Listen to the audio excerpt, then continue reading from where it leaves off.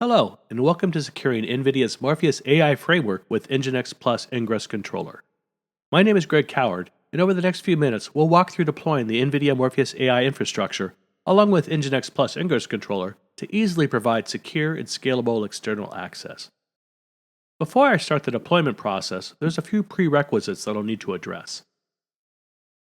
I'll need to have an NVIDIA NGC login to generate an API token. This token will be used to pull the NVIDIA images. Likewise, I'll need an NGINX Plus license and the related Java Web Token to pull the Ingress controller images. The embedded Triton inference server exposes 3 endpoints for HTTP, gRPC, and metrics respectively. I'll need to create 3 self-signed certificates and keys that will be loaded into a Kubernetes secret. Each of the pods, Morpheus AI Engine, Morpheus SDK CLI, the Morpheus ML Flow, and the NGINX Ingress controller will be deployed using Helm charts, so I'll need to make sure that I've actually installed Helm as well. Prior to deploying any resources, I'll first create a folder, NVIDIA, and pull down the required Helm charts into individual subfolders. From the command line, I'll create an environment variable, API key, specifying the copy API key. This environment variable will be referenced in the NVIDIA Helm installs. For NGINX Plus, I'll use my previously downloaded Java Web Token to create a Docker registry secret. This will be used to pull the NGINX Plus Ingress controller image from the private registry. I'll also need to create a Kubernetes TLS secret to store my TLS certificates. For ease of use, I've combined my 3 cert key combos into 2 files to create the secret. I'll deploy the Helm chart.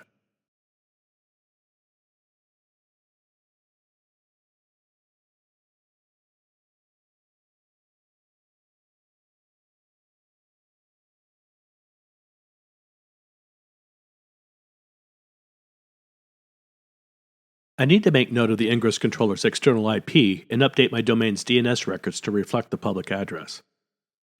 Before I deployed the chart, I modified a few settings in the values YAML file. Since I want to deploy NGINX Plus Ingress controller with NAP, I'll specify a repo image, set the NGINX Plus flag to true, and enable NGINX Act Protect.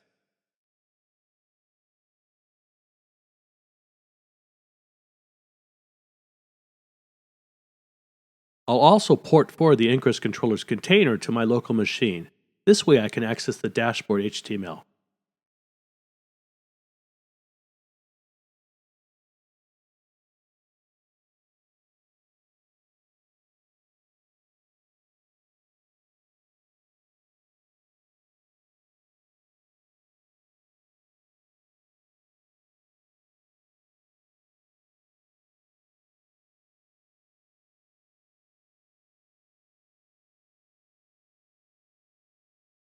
Before I deploy the Morpheus AI engine, I need to update the values YAML file to include FQDN tags for the published services.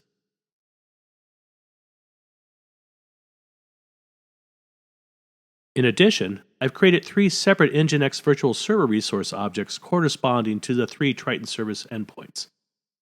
The virtual server resources map the Morpheus AI engine endpoints, 8000, 8001, and 8002, to the already deployed NGINX Ingress controller.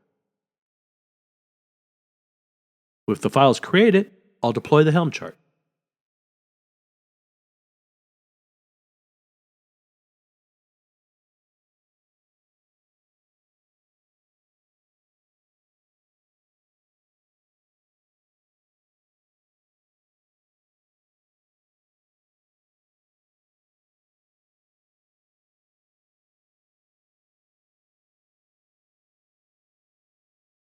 I'll return to my NGINX dashboard to verify connectivity with the upstream Morpheus service. As you can see, the upstream services are now available.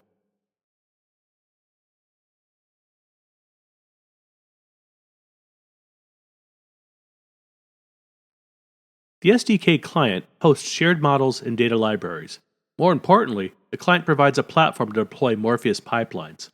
I'll deploy the Helm chart.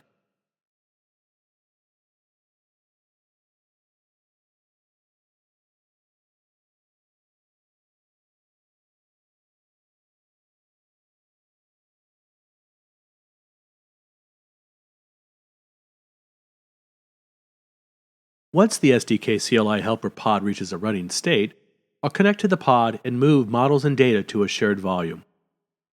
The shared volume will be accessed by the Morpheus MLflow pod to publish and deploy models to the AI engine. The Morpheus MLflow service is used to publish and deploy models to the Morpheus AI engine. After deploying the service, I'll exec into the pod and publish and deploy the models.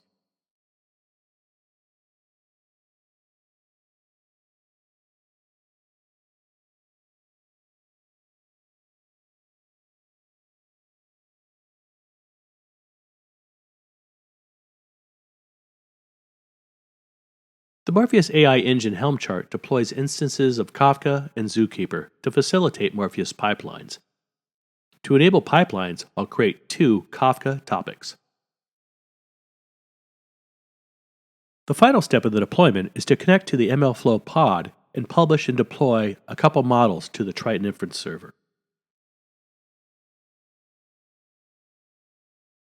Let's take a look at the available models in the shared volume. While still connected to the MLflow pod, I'll publish and deploy a couple BERT models from the shared volume.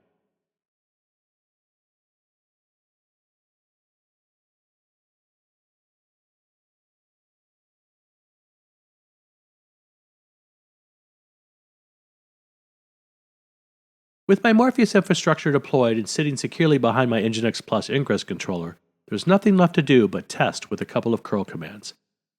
I'll first use curl to reach the Triton Inference server's status page. With that successful, I'll use curl one more time to validate that I can actually reach back to one of the hosted models. First, I'll verify it actually doesn't work with the wrong name.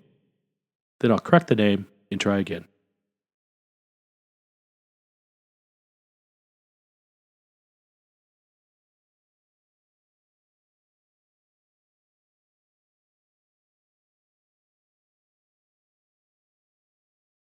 With that validated, my deployment is now ready for use. Be sure to check out the following links for additional information related to this demo and the related technologies. My name is Greg Coward. Thank you very much.